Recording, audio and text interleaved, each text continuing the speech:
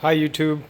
Uh, Here working on a BX25 Kubota tractor, um, replacing the rear bearings on the PTO. Just real quick, wanted to talk with you guys about if you ever get stuck doing this job. Took me a while to figure out what was going on.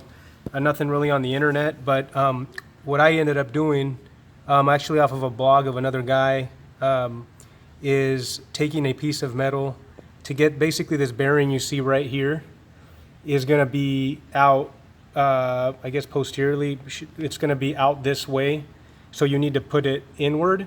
So what I did is I took a piece of metal like this, hard to hold the camera and do both, but I essentially took a piece of metal like this piece of metal here, and I stuck it underneath this shaft here all the way in and just slightly lift it up, and it allowed me to be able to get this insert, this shaft in so I could get it to fit. So basically just stuck this in like this. I actually stuck it in like that horizontally underneath all the way in until I got to the end of this shaft, and then just slightly lifted on the thing. Be very careful when you're in there with that.